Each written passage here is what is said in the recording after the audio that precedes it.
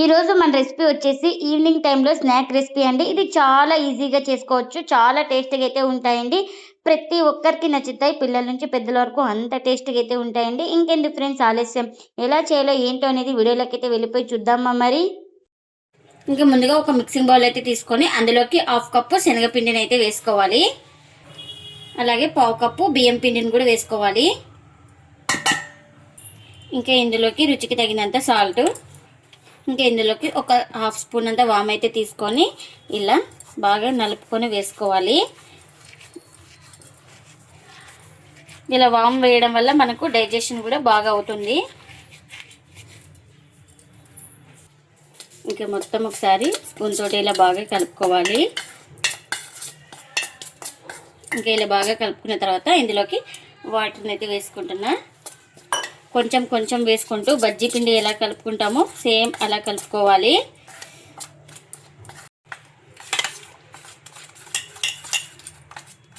ఇంకా ఇలా మొత్తం బాగా కలుపుకున్న తర్వాత ఇందులోకి ఒక 1/4 టీ స్పూన్ దాకా వంట సోడాని అయితే వేసుకోవాలి. ఇంకా ఈ వంట సోడా కూడా వేసుకొని మొత్తం బాగా మిక్స్ చేసుకోవాలి. చూడండి, మనకు బ్యాటర్ అయితే ఈ విధంగా ఉండాలి. ఇక్కడ కొంచెం థిక్నెస్గానే ఉండాలి. ఇంకా ఇలా మొత్తం బాగా కలుపుకున్న తర్వాత ఇదైతే కవర్ చేసుకొని ఒక 5 మినిట్స్ పక్కన పెట్టుకుంటే మనకు శనగపిండి అనేది బాగా నానుతుంది. నేను ఇక్కడ ఒక 2 ఆలు అయితే తీసుకున్నానండి. పైన మొత్తం పీలప్ చేసుకున్నాను. ఇంకా ఇప్పుడు వీటిని ఇంకా ఇలాంటి తురిమేది ఉంటుంది కదా, మనం ఇలా కట్ చేసుకోవాలి.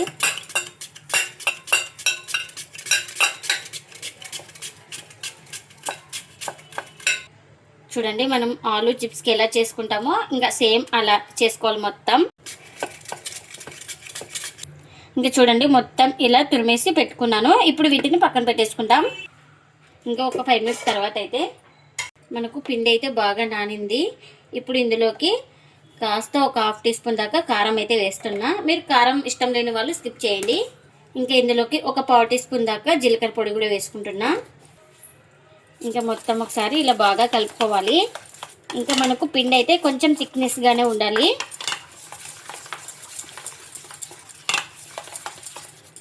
ఇలా అంతా బాగా కలుపుకున్న తర్వాత ఇంకా ముందుగా మనం ఆలు అయితే తురిమి పెట్టుకున్నాం కదా, ఈ తురిమిన దాన్ని ఇలా ఇందులోకి వేసుకోవాలి.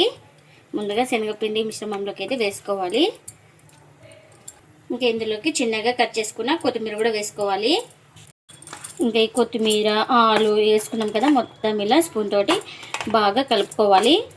ఈ ఆలు ముక్కలకి బాగా మనకు శనగపిండి అనేది బాగా పట్టాలి. ఇంకా చూడండి, మొత్తం ఇలా కలిపేసుకున్నాను. ఇప్పుడు దీన్ని ఇంకా నేను ఇక్కడ ఆయిల్ కూడా పెట్టేసుకున్నానండి. ఆయిల్ కూడా హీట్ అయింది. ఇంకా మనం ఇప్పుడు ఇలా స్పూన్ తోటి నిదానంగా వదులుకోవాలి.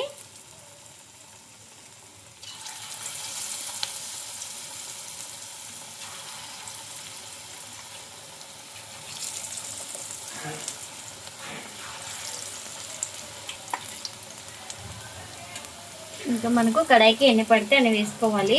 ఇంకా ఈ ఒక సైడ్ కాలిన తర్వాత మరోవైపు అయితే టర్న్ చేసుకోవాలి. ఇంకొక సైడ్ కాలిన తర్వాత ఇలా నిదానంగా మరోవైపు అయితే టర్న్ చేసుకోవాలి వీటిని.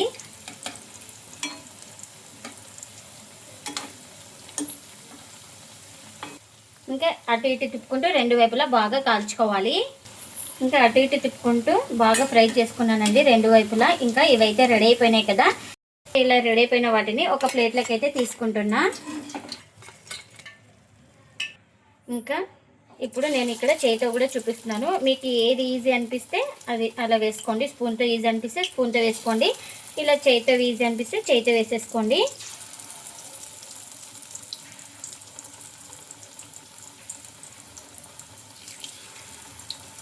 ఇంకా ఇవి కూడా ఒక సైడ్ కాలిన తర్వాత మరోవైపుకి అయితే టర్న్ చేసుకోవాలి. ఇంకా చూడండి, ఒక సైడ్ కాలిన తర్వాత ఇలా నిదానంగా మరోవైపుకి అయితే టర్న్ చేసుకోవాలి. ఇంకా వీటిని కూడా అటు ఇటు తిప్పుకుంటూ మంచిగా ఫ్రై చేసుకోవాలి. ఇంకా అటు ఇటు తిప్పుకుంటూ ఇవి కూడా మంచిగా ఫ్రై అయిపోయినాయండి. ఎన్ని అయితే అన్నీ ఇలానే చేసుకోవాలి. ఆలూతో ఎంతో టేస్టీగా ఉండే స్నాక్ రెసిపీ అయితే రెడీ అయిపోయిందండి.